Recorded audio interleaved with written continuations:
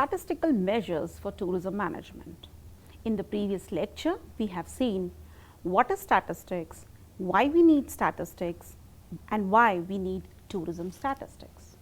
In this lecture, we will discuss various statistical measures available to us for decision making, for planning, etc. And more important topic for this lecture's learning would be identify which statistical measure, which is also called statistical technique, is applicable in which situation. As of now, in today's internet world, getting information is very easy, especially with the usage of smartphones, laptops, computers, etc. But the million-dollar question is, are we smart enough to identify which information is useful for which situation? So, in this lecture discussion, we will try to learn the best possible technique required for the current situation problem through few brief cases. So, let us start our discussion on the path of finding, identifying basic statistical measures, techniques which can be used in tourism management in various situations. Words of wisdom for this lecture are: identifying right measure would solve half the problem itself. Here, I recall a small but very interesting story which suits very well at this platform of discussion. Once there was a statistician. He knew many more stat techniques on which he used to feel proud. He was walking on his way in which he came across a river. He did not know how to swim. Depth of the water was given throughout the river like 1 feet, 2 feet, 3 feet, 6 feet, 7 feet, 8 feet, 5 feet, 2 feet and 1 feet. He calculated the average depth of the water, which was 4.5 feet, and his height was 5 feet 7 inches. So he thought he can easily cross the river. You must know what has happened to him. He drowned. Now, where is the problem? Problem is choosing suitable measure or average technique. Focus of this lecture will be on statistical measures, a brief about their significance, need of statistical measures in tourism. Now, here you can see there are several zigzag lines in black and white color. If we try to judge these lines by simply looking at them, then we find that these lines are not parallel, but actually they are parallel. So, what is the learning out of this small exercise? Learning is, in this complex world, we need to rely upon statistical measures than simple judgment. Reality may be different from what we see from our bare eyes. So, it is high time to study statistical measures. Let us quickly recall what statistics is, which we discussed in previous lecture. It is an aggregate of facts. It is numerically expressed and comparable. It is with reasonable level of accuracy. The data is collected systematically. It is for a predetermined purpose and must be placed in relation to each other. The problem comes many times. So many statistical measures are available. Which one to choose? So, along with discussing these techniques, we will learn which technique is suitable for which problem. Why we need statistical measures? We need them for planning, for decision making, needed even in day-to-day life, and more needed in organized sector formation for tourism industry. It is also required for proper utilization of limited resources. These measures simplify the complexities. They enable comparisons. They help us to study the relationship. It also enables realization of magnitude. And these results can be applicable to all because it is the study of aggregates. Now, let us see what are the various statistical measures and techniques available. They are totals, which we also called as aggregates, averages, range, quartile and percentiles, variance and deviations, point estimates, confidence intervals, indices, rate and ratios, coefficients, multipliers. Now, the first technique is totals, or we call them aggregates. It is a point estimate. It gives a gross idea about the selected variable or topic under discussion. It refers to the count of all the units or aggregate of all the values of the unit. Example, number of tourists who visited a particular place during a year, number of listed companies in India, number of listed hospitality companies in India. Simply by seeing these two figures of above example, we can judge that hospitality listed companies in India are 10 times than tourism companies. It's simple, quick, single figure estimate, which is also called point estimate, which represents the whole population of the selected issue, topic or variable under study. Aggregate of all the units in a system is called as population, and a part of it is called sample. Now, from the figure given on this slide, anyone can easily identify that sample is a part of population. Second important measure is average. There are many types of average techniques, although very frequently used one is simple or weighted average. Everyone should be very careful in using this statistical technique, because if we use wrong technique of average, then the whole result may change. So, first let us discuss various frequently used methods of average. First is arithmetic mean. We called it as simple mean, or it could be weighted mean, median or mode. Mode is what? It is 3 times median minus 2 mean. Then the next method is geometric mean and harmonic mean. Mean is a point estimate. It is used for central tendency. It gives a central value for the whole population. Normally, simple or weighted mean is used on parametric scale of data. If data is on nominal scale, then mode is used. Median is used on interval scale data, or when parametric scale data is not normal. Now, when we talk about parametric scale data not normal, we mean there are outliers on either or both end of the data set, which ultimately are affecting simple mean value. Averages.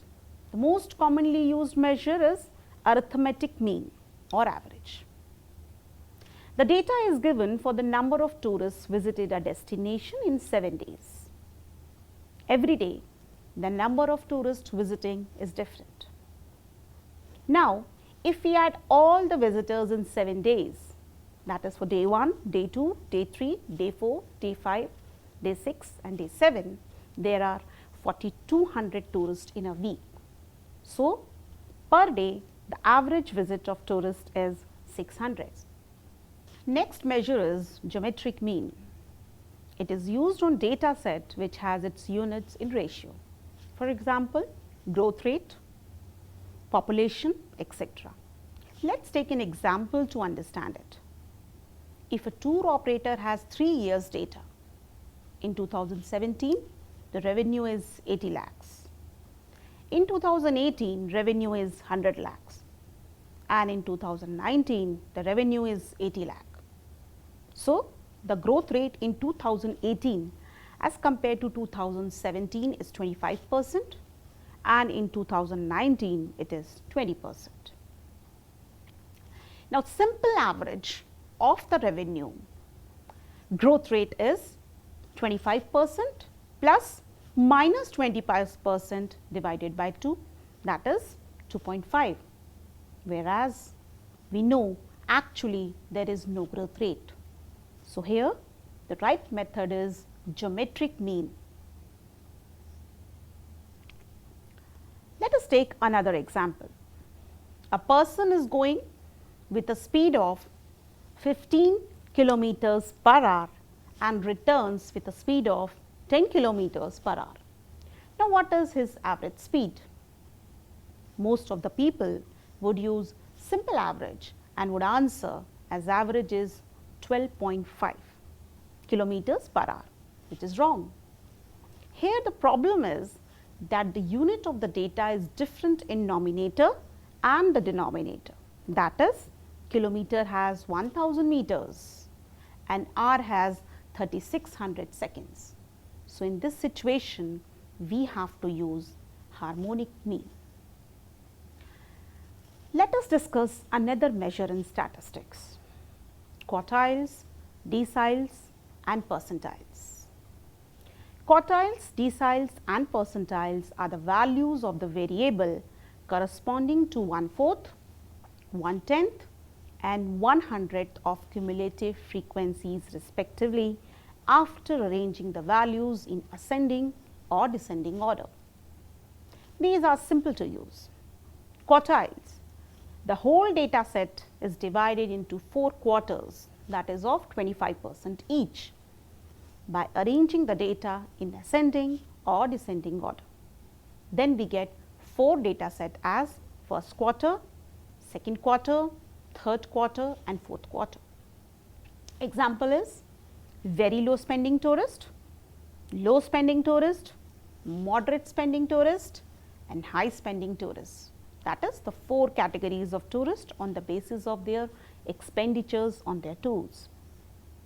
Depending on their paying capacity, accordingly price can be charged on the basis of price discrimination policy of economics for revenue maximization of the firm. Next is deciles.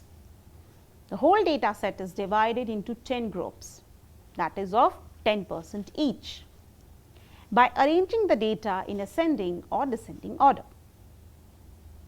Percentiles. The whole data set is divided into 100 groups of 1% each, again by arranging the data in ascending or descending order. Next important measure is variance and deviations. Variance and deviations are known as measures of dispersion. They provide valuable information on the reliability of average and other estimate. Few very frequently used methods are range, mean deviation, we also call it as standard deviation, and variance. The first measure is range. Range is the difference in the highest and the lowest values in the data. Higher the range means higher dispersion. Dispersion measures the extent to which the values vary from center value. Let us see an example of range. 7 tourist expenditure in hotel restaurant in a day are 2800 rupees, 2250 rupees, 2675 rupees, 2900 rupees, 2105 rupees, 2377 rupees, 2490 rupees. What is the range? The difference between the highest and the smallest value is range, that is 2900 minus 2105. So, the range is 795. Now, let us talk about standard deviation and variance. A quantity expressing by how much the members of a group differ from the mean value for the group. Standard deviation is the square root of the variance. Variance is derived by taking the mean value of the data points, subtracting the mean from each data point individually, squaring each of these results and then taking another mean of these squares. The formula for calculating standard deviation is Sx is standard deviation, n the number of data points, xi is the value of the data, each value of the data, and x bar is the mean of xi. Now, the variance helps determine the data's spread size when compared to the mean value. As the variance gets bigger, more variance in the data value occurs, and there may be a larger gap between one data value and another. If the data values are all close together, the variance will be smaller. Let us take two examples. These can be number of tourist inflow per month at two destinations, or we can assume that this data is associated with expenditure by tourists at two different destinations. We have two data sets. The first data set has values of -10, 0, 10, 20 and 30. The second data set has values of 8, 9, 10, 11 and 12. If we take the mean average of the first data set, that is -10 plus 0 plus 10 plus 20 plus 30 divided by 5, the mean is 10. Similarly, the mean for second data set is 8 plus 9 plus 10 plus 11 plus 12 divided by 5, so 10. That means the mean for both the data sets is same. Now, let us calculate the variance. Variance for first data set will be -10 minus 10 square root plus 0 minus 10 square root plus 10 minus 10 square root plus 20 minus 10 square root plus 30 plus 10 square root, that is equal to 1000. Now, similarly, we can calculate the variance for the second data set, which comes 10. Now, we can see there is a difference in variance also. Let us take the standard deviation of both the data sets. For the first, the standard deviation is 10 square root 10, but for the second it is square root 10. Range, the difference between the lowest and the highest value for the first data set is -10 to 30, that is 40, and the range for the second data set is 8 to 12, that is 4. The mean or the average value in the above two different cases are same, that is 10. So, if the services are provided by various service providers and these two destinations are planned on the basis of average value of number of tourists visiting these two destinations, then you can imagine the chaos at the first destination, and on the other hand second destination would go smooth. So, we can conclude that in statistical measures, along with mean value, we have to look and take care of dispersion in the data set too. Range, standard deviation and variance are the techniques of measuring dispersion in any data set. Next measure is point estimate. Point estimates are the likely values of a population parameter obtained from a sample of observation. Mean, median or mode are generally taken as point estimates of central tendency. Some symbols used in point estimates are given on the slide. For population parameter, mean is denoted by mu. For sample statistics, it is x bar.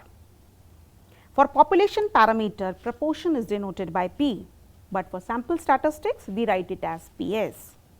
Population parameter variance is sigma square. For sample statistics, variance is s square. Difference of population parameter is denoted by mu1 minus mu2, whereas for sample statistics, it is x bar 1 minus x bar 2. Confidence intervals. Confidence intervals are the intervals in which the value of a population parameter is expected to lie with a specified level of confidence or probability. Formula of confidence interval is given in the slide, where we have confidence level, we have standard deviation, we have sample size and we have confidence coefficient. Next important measure is indices. Indices are dimensionless quantity used to measure change over period of time and geographical region. For example, price indices, wholesale price index, consumer price index, seasonality indices, growth indices, tourist price indices.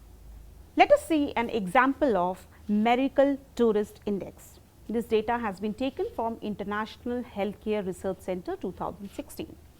Now, if we look at this Medical Tourist Index, this is a data information ranks given for 41 countries. If we look, India stands at 5th position with 72.10. So, this indexes gives the ranking of the data or the information. Next important measure is rates. Rates indicate value per unit item or growth per unit time. The rate of growth are often expressed in percentage term like percentiles, percentages, ratios. Coefficient. Next important measure. Coefficients are also dimensionless quantities used to measure certain relationship like correlation coefficient. It is used to find degree of relationship between two variables. This relation can be positive, 0 or negative.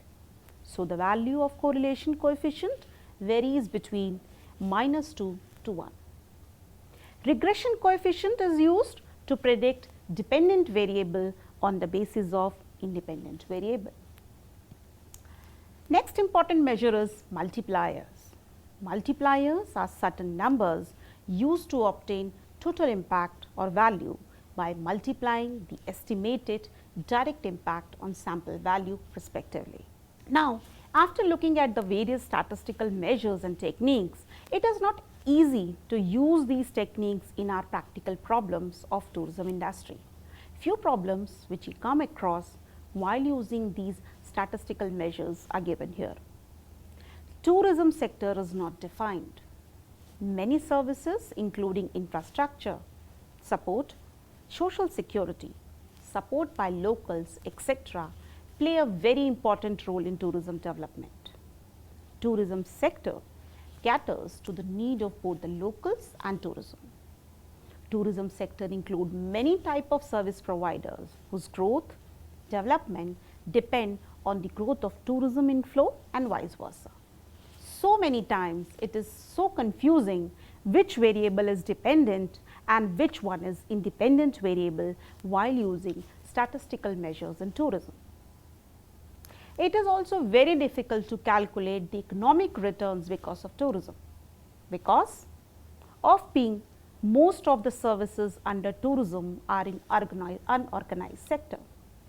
The income calculation from tourism industry is very difficult, and then calculating actual or economic return is a tough task. Proportionally, very less firms in tourism are organized. Records of data are created for the firms which come in organized sector, but as we have already discussed that most of the business in this tourism sectors is in the hands of unorganized sector service providers, then data collection is a tough task. And without proper data, which statistical measure is to use is like beating the bushes around. Revenue recognition is another major challenge. And now, identifying the cost center is also a big deal. A lot of infrastructure support and government spending are required. So, identifying the cost centers is also a challenge. Traditional data collection methods may not always work. Statistical methods do have their own assumptions and limitations, and they may not work on each type of data set. So, need to be used carefully. So, after this lecture, I hope it is clear to all of us that which statistical measure is to be used and in which situation of tourism management. Thank you.